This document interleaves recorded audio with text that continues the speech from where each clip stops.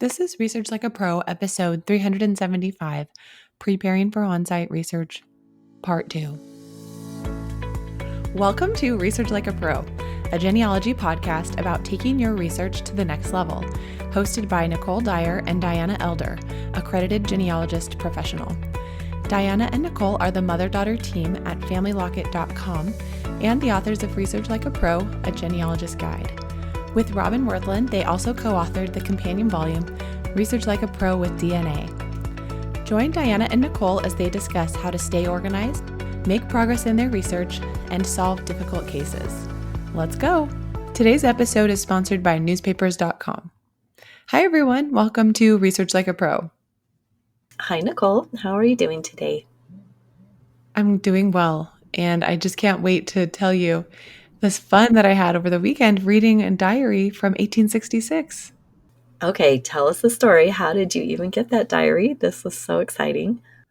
I just got an email out of the blue from a cousin, and it just had a PDF attached to it. So I opened it up, and it was the diary of my third great grandmother's sister-in-law, her brother's wife. And it was from 1866 all the way up until the last entry of 1878. And it was mostly just from that one year, 1866. And then she didn't finish the year. And then in 12 years later, after they had moved from Pennsylvania over to Kansas, she wrote about how they had moved and how it was really hard, and they were living in a sod house, and they had homemade furniture, and they didn't know where their next bite to eat would come from. And just, it really highlighted the difficulties of living out in the plains in that time period. But they had 4 kids, and the first child that she had was born in 1866. So it was fun to read about that. And every day she would say, doing poorly, not feeling well, did the washing, and it took hours, and it was so exhausting. And she had written a little verse on the outside of the diary about being a farmer's wife and how it's a lot of work. Mm-hmm. And it was just such an interesting, sweet insight into life in the past. It was just fascinating to see the different types of phrases and words used, and to just feel like this connection to a person who lived so long ago. And I especially loved all the references to different family members that are in my family. So this is on my dad's side. And it even has the birth of my second great grandmother. When she was born, it was mentioned that Mary, the diarist, went over to visit Martha, my third great grandmother, her sister-in-law, and saw the birth, she didn't see the birth, but she went over after the birth and she saw the baby. And the baby didn't even have a name yet, but she just mentioned that the baby was doing well and the parents are very proud. And so it was just sweet, and it was fun to see all. And then even Martha's parents were mentioned, Mother Silvius and Brother Jesse, because I think he was a preacher or some kind of religious position. So sometimes she referred to him as Father Jesse or Brother Jesse. I don't know. It was fun. And she also had quite a bit of sass at times, or just kind of an element of, my husband did this and I did not like it, or my husband made me cry tonight because he blah blah blah, or he was gone at his parents all week and then he had to go there again today, as if he hadn't been there already all week. It's just funny. Oh my word, I love that. She was a real person. Exactly. That's why I couldn't stop reading, because So I wanted to fun. see if she would ever say the reason why her husband made her cry, or what it was. And then finally, when she had the baby, and she had a little baby at home and still had to do all the washing and the cooking, and it was so much work, she put in her diary that she told her husband how hard it is to try to do any of the housework with the baby and him always gone. And he was like, I don't know why you need to tell me this. It was just so fun to picture it all. And it was just so real. All of us who've had little children have known how that feels. Yes, and When your especially husband goes to work and you're home with the kids. yes, and especially your first baby. This was her first? Yep. Yeah, it's such a shock. Like, oh my gosh, I can't go anywhere without this baby. What do I Right? do? And then you can just tell when she got even busier because the baby stopped just laying and sleeping in bed or crying and eating. I don't know for some people if it's easier when they're little, but when they're newborn, for me, it's a little easier because they just kind of sleep a lot. But then the baby was born in March, and then by November, she didn't write anymore at all. Because it was like one of those annual diaries. So it had Mm-hmm. like the date already pre written and like 5 lines. So there wasn't much space. So it was just kind of like, okay, write a little bit about what happened today and then move on. Well, the from like November on it was blank, and then in December she scribbled out all the dates and wrote a longer entry about what life had been like in the last 12 years and how they had 4 kids and how they had moved to the plains and how challenging that was. So she definitely used her diary to write down about her challenges. Oh, that is such a treasure. That's amazing. And it was really fun. I especially appreciated the visits that she talked about. She visited with Martha a lot, so it was neat to see my ancestor featured in her journal. Well, that's a really good reason to seek out things like that. We do teach that. Look for your associates, the fan club, friends, associates, family, friends, because your person might be mentioned in their diaries and their letters. It was so important for people to keep their connections intact. They didn't have cell phones, they didn't have email. They actually had to go visit people. And they wanted to go visit people. I think they were isolated a lot and they wanted to get out and go visit. They couldn't just run over to the grocery store and see people. They had to Yeah. make a concerted effort to go be around other people. Yeah, So, she also wow, wrote about writing letters to so and so and hoping for a letter from neat. and so is going into town to see if there's a letter. So it really did highlight the desire to be connected with each other, even if they move away. Yeah, So that was neat. absolutely. Oh, that's so neat. Well, now you're going to have to do some research on this person and learn more about her. Do you envision a research project coming up with about that? Well, this family's been really well researched, and I was looking on Family Search, and one of the cousins who has access to the journal uploaded pictures of the journal to individuals who were mentioned in it and tagged them. So a lot of the things are already preserved there. But I did have the idea that it would be interesting to take the transcription of the whole diary and put it into AI and see what kind of like story could be written from that, using as many quotes from it as possible, but then also making it flow more and just something fun to try and tell the story of her life. Oh, that'd be so fun. You'll have to do that and put it in a blog post. That would be really fun. Well, I'll be teaching our next webinar in the Research Like a Pro webinar series on Saturday, September 20th at 11 a.m. Mountain Time. And this will be titled Migration and Motherhood DNA Confirms Sally Keaton Reeves Family and Western Path. So I'm excited to talk about this project I've been working on all year. And some of the topics that I will cover include migration patterns, Southern research, estate records, census analysis, naming patterns, family groups, autosomal DNA, geographic analysis, family reconstruction, cemetery records, newspapers, South Carolina, Tennessee, Mississippi, and Arkansas. And I'll just mention in the list, the cemetery records were fun because there was a Reeves Cemetery in Izard County, Arkansas, where I got a lot of clues about who was related to who and kind of some indirect evidence of linking Sarah Sally Keaton Reeves to some of her potential children, where there really wasn't a lot of other evidence besides they're buried in the same cemetery and that pre 1850 census analysis and correlation, and then proximity. So it was challenging to kind of tie everyone together and to really pick out the pieces of evidence to use, but it was fun. And I'm excited to talk about it some more. The next Research Like a Pro with DNA study group is in February of 2026. And please let us know if you'd like to be a peer group leader. And then if you're not part of our newsletter yet, that comes out every Monday, so you should join. We will hopefully see some of you at the virtual Texas State Genealogy Conference on November 7th and 8th. And I'll be teaching 2 classes, one about tax records and another about AI and genealogy. And then mom is teaching about crafting focused narratives with small bites and uncovering female ancestry. So we're looking forward to that. All right, well, let's get to our topic, which is continuing on discussing preparing for on-site research.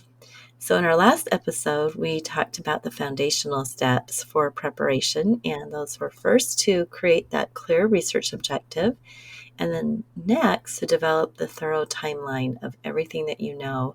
And so now we're going to continue with the remaining crucial steps that will help those on-site research trips be as productive as possible. So, as you know, in the Research Like a Pro process, the next step is locality research. So, in the timeline step, you hopefully identified the localities where your ancestor lived. And once you've picked a location to really study, you can create a comprehensive locality guide for that location. And often you have multiple locations because of migrations and things.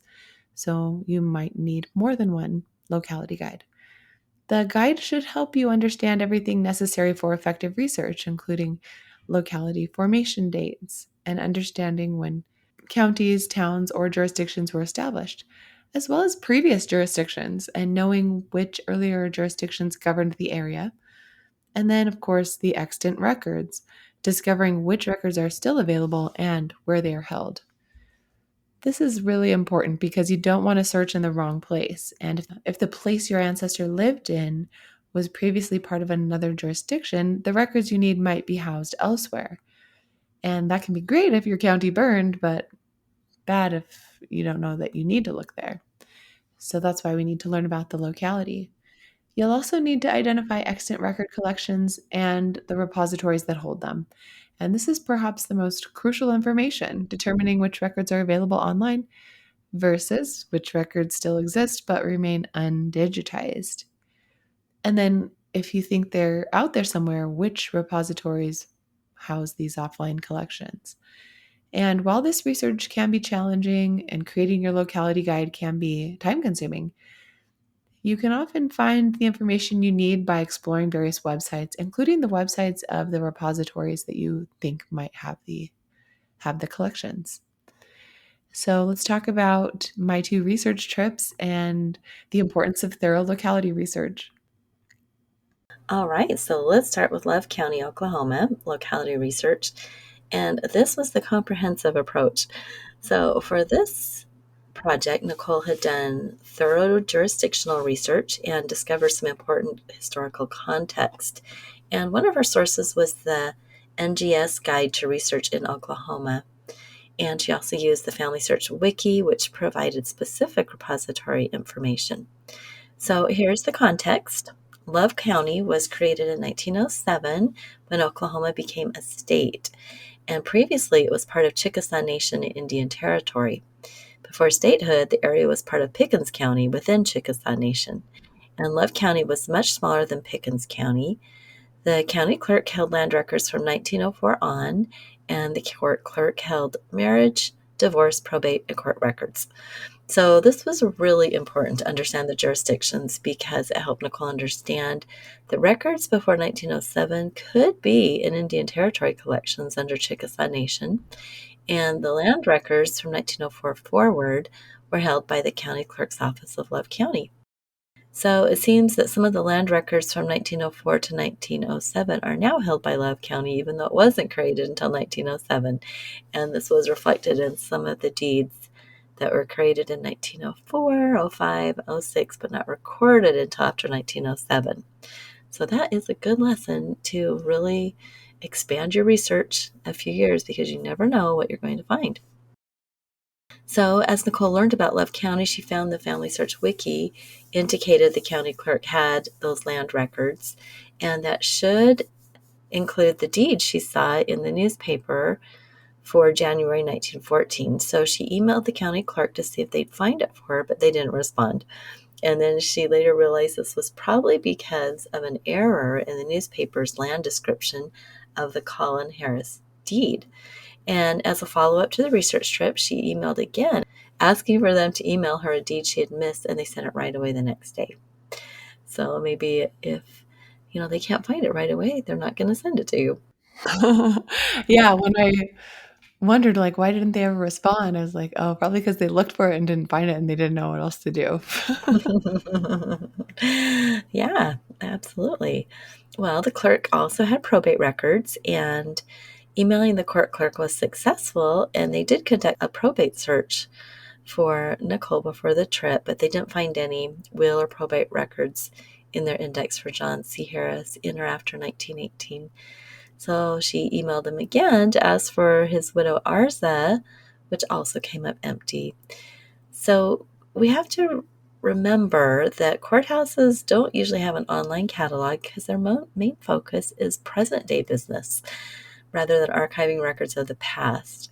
However, counties usually do have a website with some limited information, and the Love County website was well organized. It had separate office sections for the commissioner, the sheriff, the assessor, county clerk, treasurer, court clerk, and others, and each office had its own dedicated web page with specific information.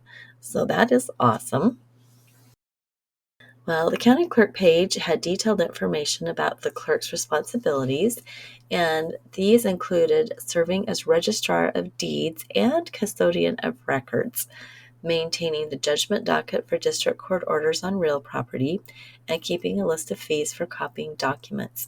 And the page noted that the office undergoes annual state auditor checks, and it provided an email address, though this was mostly unresponsive to multiple inquiries. So, most exciting was the Search Land Records link on the website, which initially looked so promising. However, it only was for images from 1982 forward and index data. So, they noted they were adding more historical records, but the ones she really needed from 1904 to 1918 were unavailable online, so you had to go in person to get those. So while preparation for Love County was pretty good for a visit there in person, Nicole could have been more prepared by thinking about which office could hold the tax records that she really wanted. She guessed they'd also be at the county clerk, which was incorrect.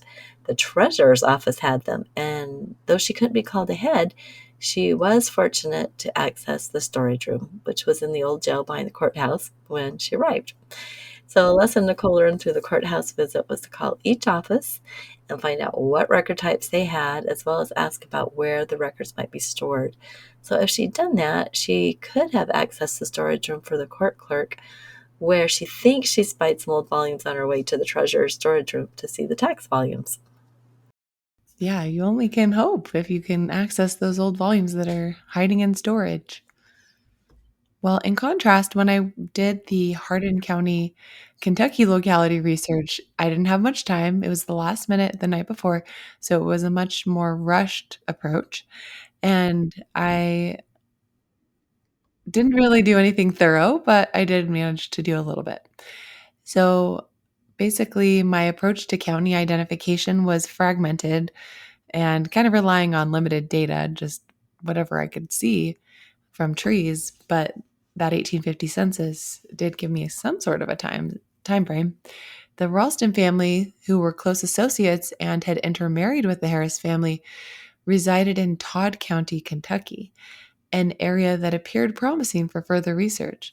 So I really considered exploring that county because at least I could have the Ralston surname kind of as a guiding star to help point to any Harris connections instead of being confused about who all these Harrises were.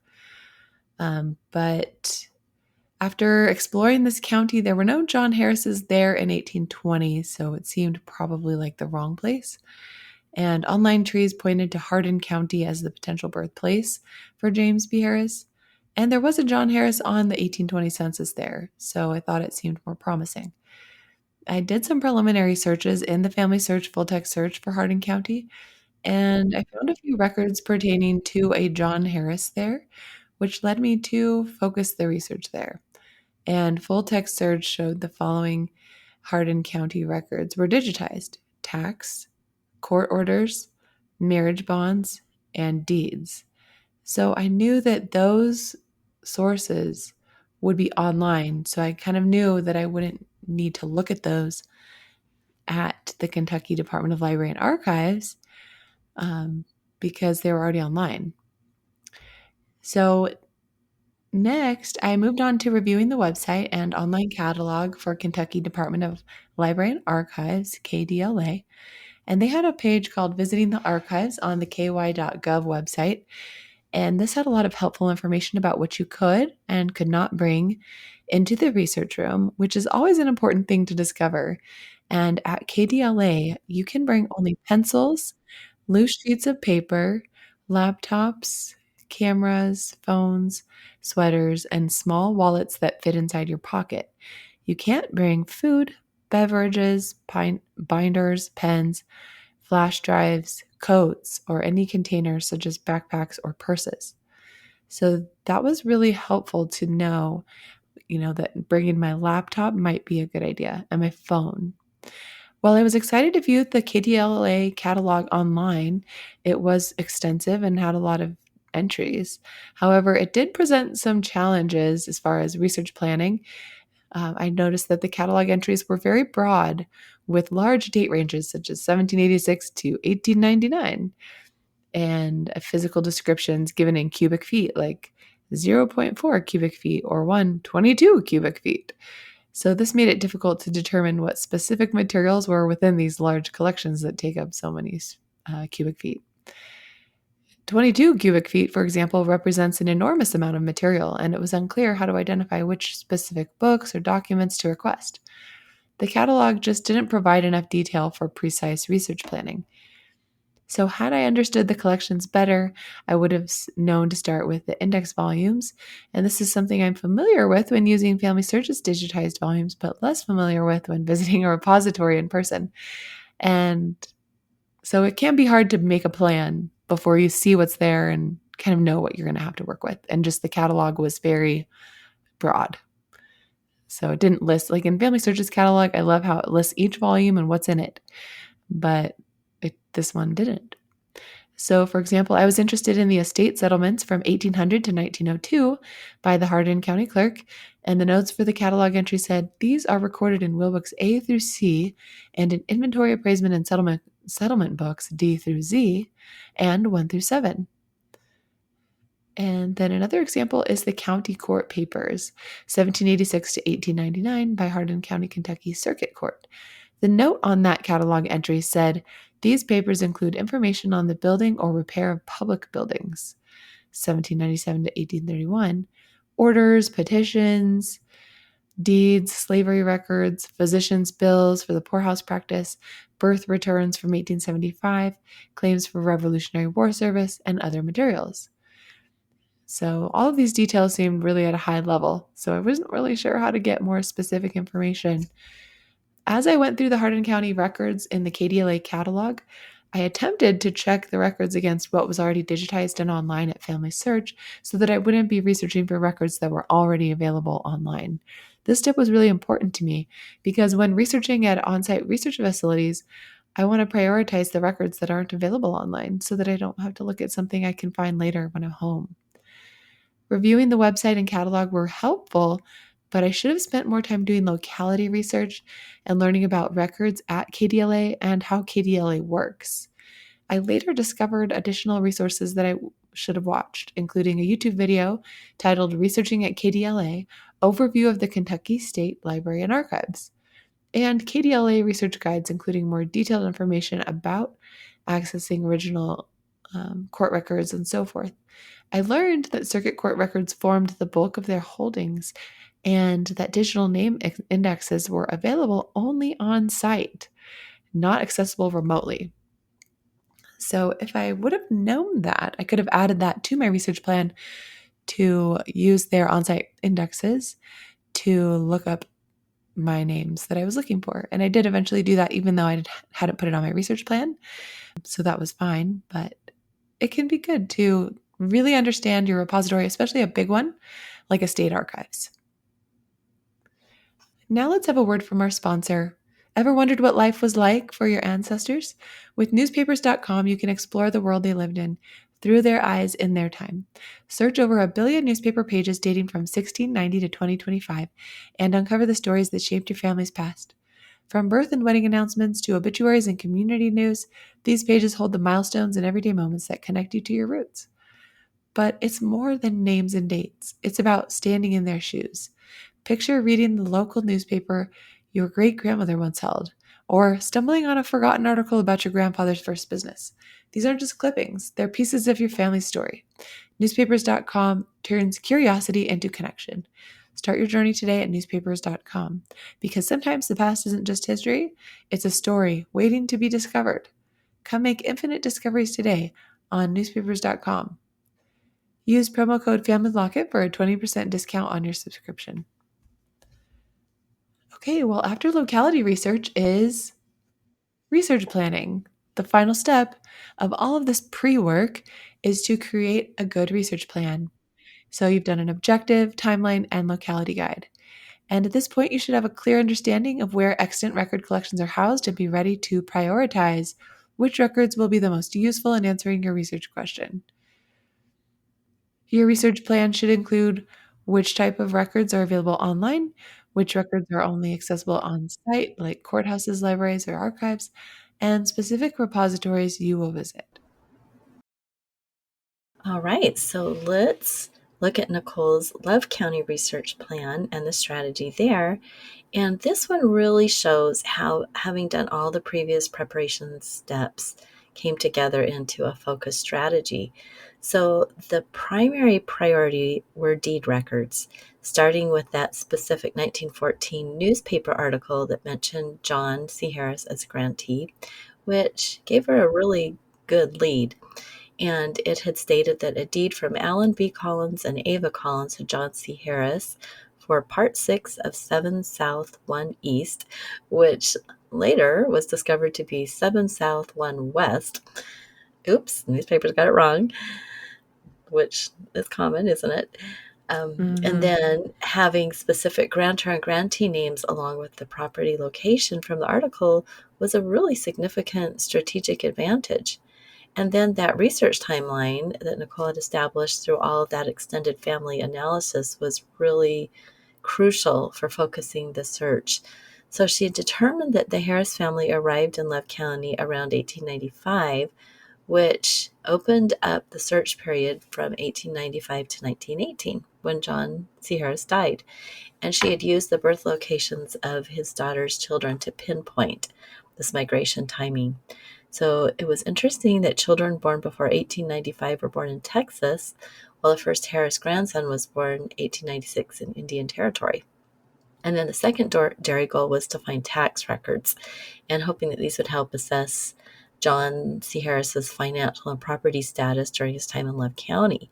So this research plan worked so well because it was built on solid preparation, had that clear objective, a precise timeline, and thorough locality research. So Nicole knew what she was looking for and had specific names and property descriptions and had established the exact time period to search. Right. And I knew that I would just start with that deed and then go from there. And so that was kind of the main plan. It was a very short research plan. It was get it go to the deeds and get as many deeds as I can about this family. But first getting that one and then just kind of like what else can I get here? And so those tax records were one I hoped I could find.